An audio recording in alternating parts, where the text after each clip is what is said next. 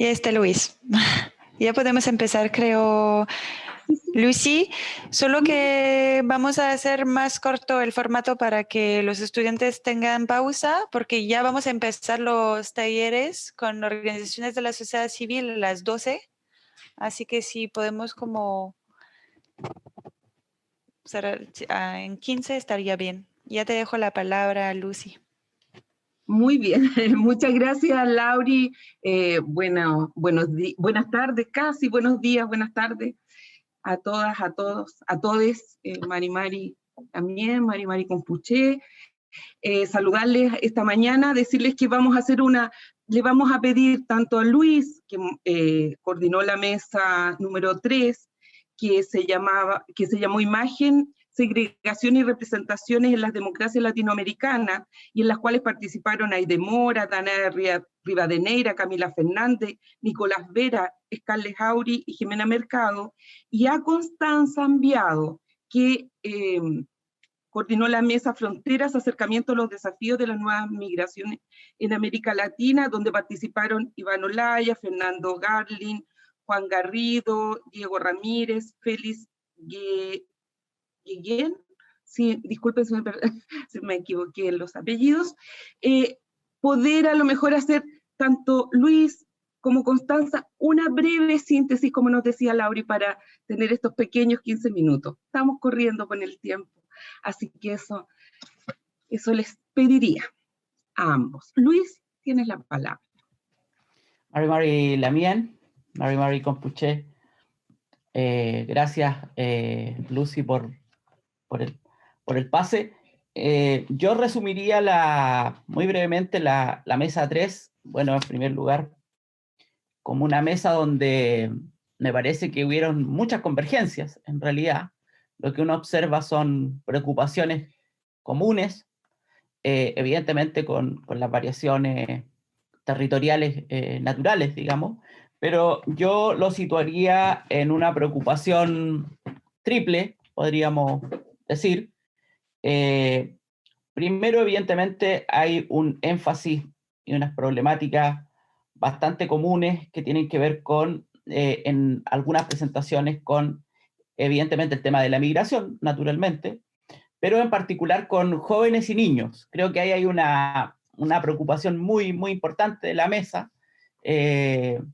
Convergieron distintas miradas de distintos territorios, pero en una preocupación por la situación de los niños, la situación de los adolescentes en un caso en particular, y yo diría también con una preocupación por las mujeres. Eso me pareció que es un elemento central también de todas las presentaciones.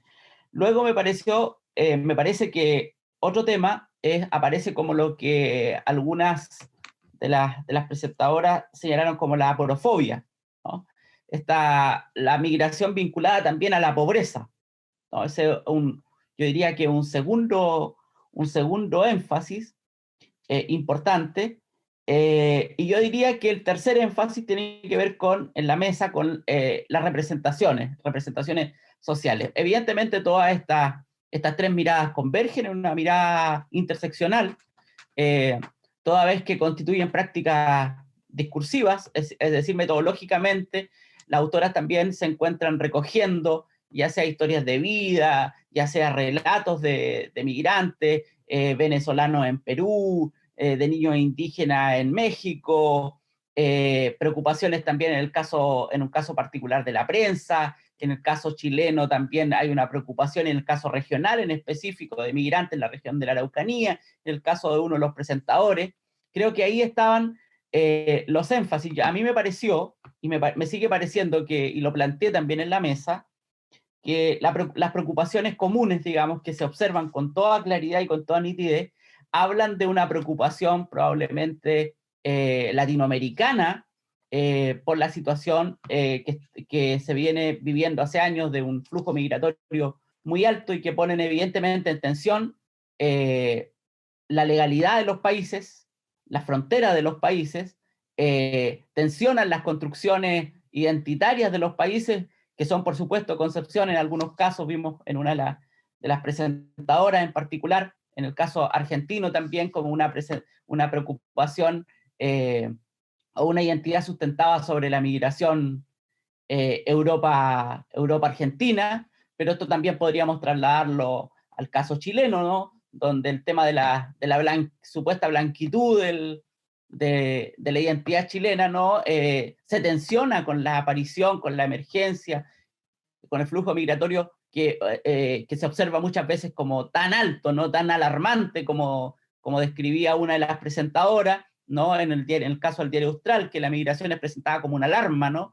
Es decir, estamos prácticamente siendo invadidos por migrantes, cuando en realidad uno observa a partir de los datos que entregaba una de las presentadoras que Chile es uno de los países que está en tercer lugar de migración en el caso venezolano, ¿no? Entonces, esta presencia migratoria tan fuerte en este momento, producto de los devenires políticos de nuestros distintos países, tensiona esta identidad que, como antes señalaba, en el caso chileno o en el caso argentino, con toda claridad, es vista como una identidad blanca, producto de la inmigración fundamentalmente europea, por supuesto, y esto queda de manifiesto en distintas prácticas discursivas, y esto a mí me parece que también es una cuestión que uno puede observar en la mesa, toda vez que en algunos casos se analiza la prensa, en otros casos se analiza las historias que plantean los niños, que recogen las investigadoras, que recoge el investigador en algún caso, en el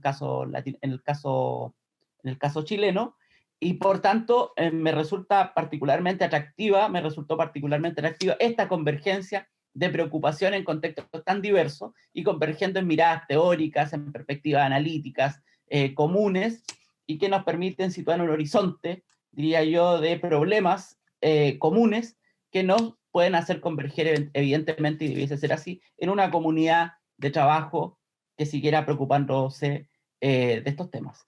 Eso yo diría, Lucy, de modo muy general. Gracias, Lucy.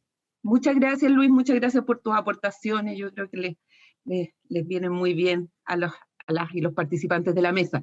Constanza, te voy a dar la palabra unos 5 minutos para también después darle al estudiantado, a las doctorandas, a los doctorandos un tiempito.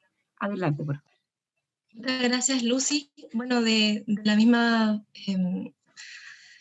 como mencionó el compañero anterior, en la mesa la verdad es que estuvo buenísima, todas las exposiciones de todos los compañeros que expusieron sus trabajos, sobre todo uno podía ver claramente las intersecciones, ¿no? Los cruces y más allá de las teorías o los territorios en los que estaban trabajando, las preguntas, de alguna forma, las problemáticas tocaban muchísimo, y un poco para hacerle honor a cada una de las exposiciones voy a hacer una síntesis de lo que cada uno planteó. Bueno, Iván nos presentó su investigación sobre la formación de una política panamericana de eugenesia basada en teorías raciales que al mismo tiempo conjugaban cuestiones biológicas, pero también psicológicas y sociales, y dibujando una figura de ciudadanía, jóvenes estados americanos, aún muy marcados, ¿no?, por la impronta colonial. Presentó algunas revisiones, genealogías sobre estas ideas raciales y las ideas de mejora de la raza en México y Brasil, para ilustrar ideas que podrían encontrarse en todo el continente, que podría entenderse como un racismo eugenésico, como el plantea, siguiendo a un autor, y que se dan paralelo a las luchas sociales por la tierra y la autodeterminación de los pueblos americanos en todos los territorios, como también debatimos después en el espacio de presentación. Al mismo tiempo, Fernando nos presentó un trabajo sobre Cúcuta, sobre la zona fronteriza que hay entre Venezuela y Colombia, una perspectiva crítica hacia las ayudas humanitarias que allí se gestionan para la población venezolana. Fernando critica la gestión humanitaria por seguir la lógica del Estado del conteo y la asignación de recursos, del mismo modo que también Félix Gegen nos presentó escenarios similares con la ayuda humanitaria entregada en Bogotá con víctimas del conflicto armado. Ambos alzan preguntas sobre el rol del Estado, sobre la reparación y el trato digno a quienes han sufrido violencias, pero también dan cuenta de que la vida sigue de todas formas, aún en escenarios de abandono estatal.